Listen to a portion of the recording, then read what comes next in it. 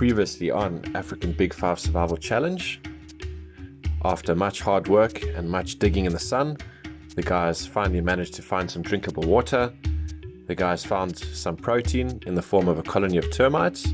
One of them gave Josh a nasty little nip, and we had a good meal. Dane managed to find something tasty to eat. Not enough to go around though.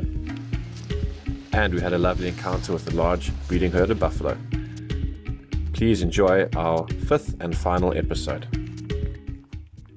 Okay, we're trying to warm up here in the pre-dawn before the sunrise. Yeah, it's freezing cold. Josh has managed to stoke a fire, and yeah, we're going to ask Josh a question.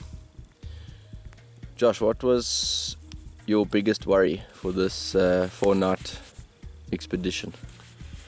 Sure. Firstly, good morning all our viewers. It's another beautiful morning out here, just very cold. My biggest worry or fear for this trip was probably predators. I think I wasn't too worried about the climate or it's not a good time for reptiles and insects, so I wasn't too worried about snakes and scorpions. Elephants, as you'll see from the videos, we can pretty much get our minds around and sort of stay out of their way and keep safe. But I was probably worried about lion mostly, especially in our shelter. It's quite a crude shelter. I was just worried that, especially without a rifle, when without a vehicle, in case lions did decide to investigate, what do we do in the middle of the night? So yeah, that was probably my biggest concern, biggest worry was lions, but luckily for us, they've seemed to have stayed away. We did hear them, but they haven't come too close, luckily.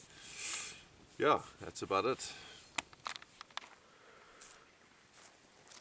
Just checking for tracks on the path that went past our shelter. Josh heard something this morning in the early hours when it was still pitch dark. Something large moving about. And as you see here, can't really see it that clearly right now, but it was that old rhino bull, most likely. So that's pretty cool.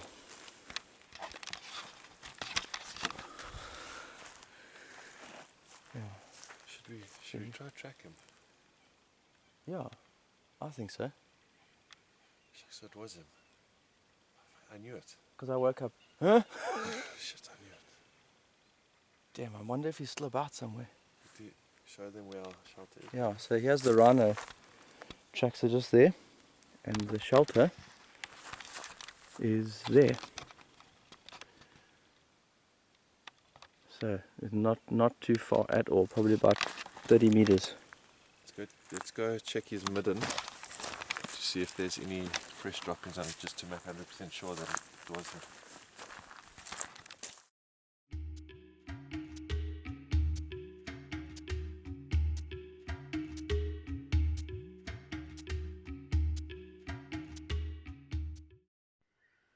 Okay guys, so he's still on the tracks of the rhino.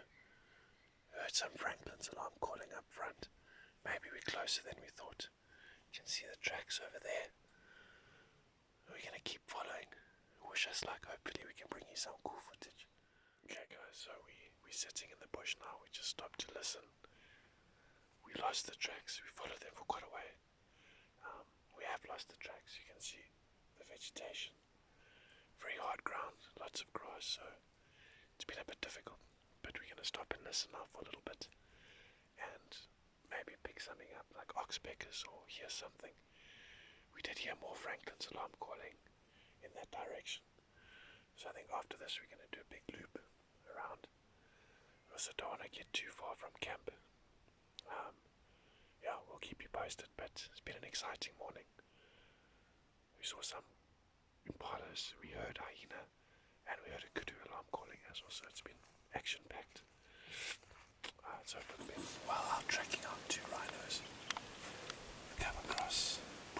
sign of lion. You can see it looks like a track of a lioness. You can see like the leopard. Also the three lobes at the back, indicating that it's a cat. Toes pointing that way. But you can see from the size, it's a lot bigger than a male leopard. That's a lioness. It's pretty fresh as well. We heard Impala's alarm, Franklin's alarm calling just now. Maybe it was because of the lion.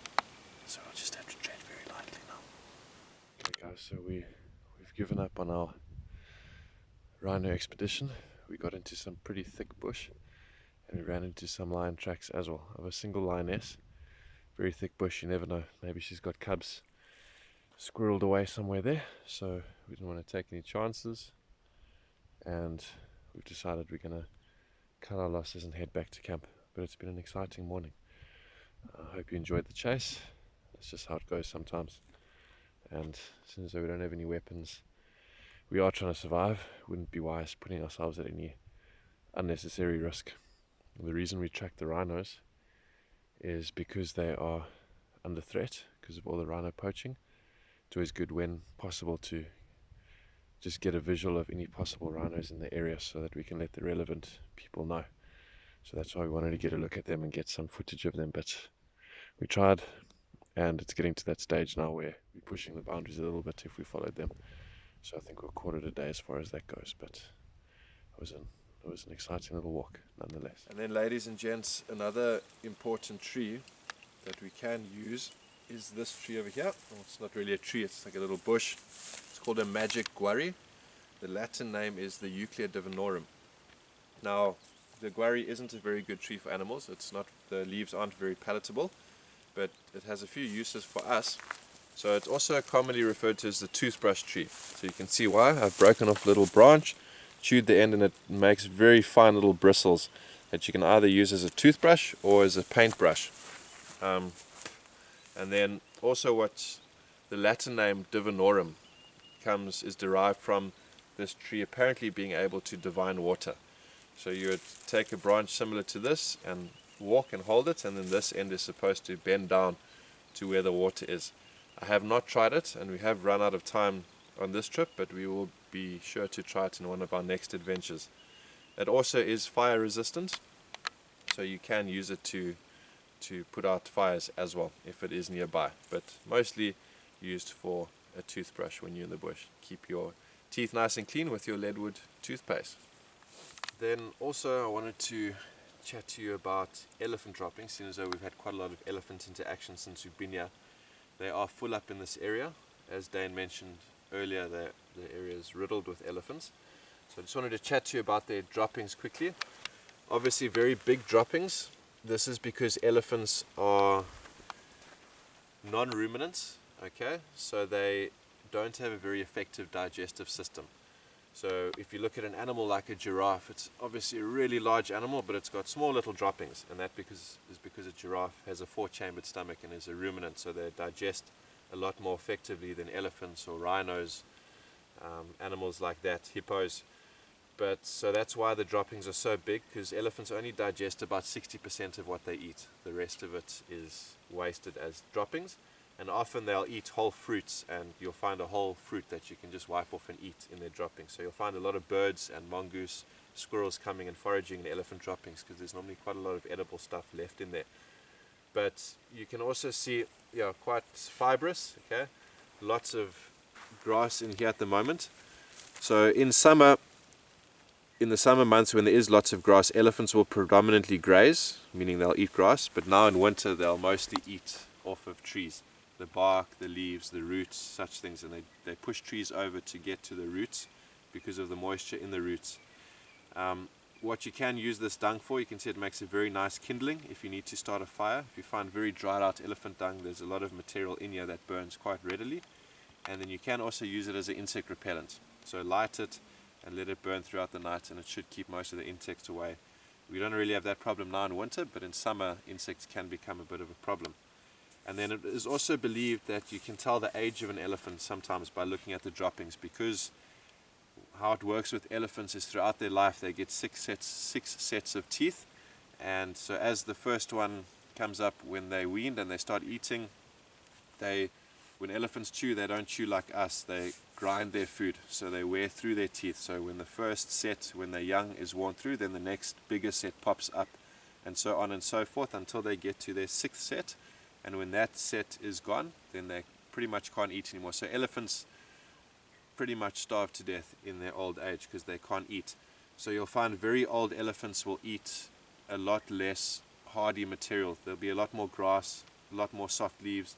Often old elephants will spend time around watercourses, drainage line, where the vegetation is a lot softer and easier to chew. Whereas young elephants, you'll still find quite a lot of material like bits of branch like this and bits of bark and so on. So if you study it properly, you can probably get an indication as to how old the elephant is. So there's a lot you can learn from this little pile of droppings. Okay, Dane, so we've come to the end of our survival challenge number 1. We were thrown out into the wilderness with very little. We have survived on our 5th day today. So reflecting back on the trip and looking forward to future trips, what would you say would be the 4 items you would definitely want with you being thrust into a survival situation? I have had time to think about this. So I think the first thing is a knife. You need a strong knife, obviously, to make traps and to make fire as well, and also as defense. So a knife. The second one would be a pot of some sort to hold water, to boil water that you find, and to boil some food. Then there's also a useful digging tool if you need to dig in riverbeds. So that's a knife, pot, I would say a flint, because making fire from raw materials is actually very difficult, as you've seen. So I'd say a flint. And then the 4th one would be a good bundle of string or twine, like strong rope of some sort, preferably something that you can stuff in your pocket, and yeah, it wouldn't be too heavy to carry. It's very useful. It's often overlooked, string, and there is materials in the bush that you could use to make string, but that also is, you don't always have the right plant, which is in fact mother-in-law's tongue, which is like an aloe type plant, which we haven't found yet. But we have tried with bark, so that was a successful string making exercise. But yeah, so it'll be knife, pot, flint and string. It's itching a hell of a lot. Another thing to look out for are these ticks, okay? So it's dug in there quite nicely. Take those grimy nails away so you can see. There we go. We need to try and put a hot flame to them, a little something hot. So I can dig in there. Yeah. Risk with the ticks is that if you pull them off like that, you stand the chance of leaving their mouth parts inside, which can become infected. So we'll monitor it. Yeah. Luckily we're going back to civilization. Nice. And hospitals in case you need it. Tick bite fever. So ladies and gents, we are wrapping up and we've come to the end of our 5-day survival challenge. We have survived, we've learnt a lot, we've experienced a heck of a lot, and hopefully through us you'll be able to experience a lot of that as well. So just to run through the equipment we had for the trip. So this is what we brought with us on our backs, obviously with the clothes that we're wearing, that we've been wearing the whole trip. So we've got our lights over here, obviously for lighting, for looking for animals. We've got our trusty water bottle, we've got our knives. I've got a flint in my knife as well. Camera equipment, there's a camera in here, a camera trap here, which unfortunately we didn't manage to capture any images on. The GoPros in here, a spotlight for at night when we were keeping watch. Then we've got night vision in here, which we didn't actually use.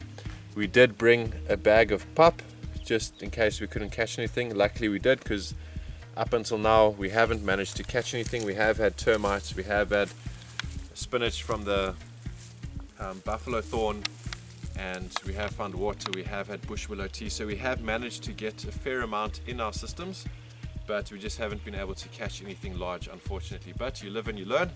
So we've had a good chance to practice now, and next time I'm sure we'll do a lot better in that regard. So I think we have each lost a kilogram or two, but at least we had this little bit to have at night as a last resort. And then we've got our pangas just for defense and also for shelter building, got our hand axe, got our tripod, and then our backpacks to put all of this in. So that's us, that's what we had for our 5 days in the wilderness.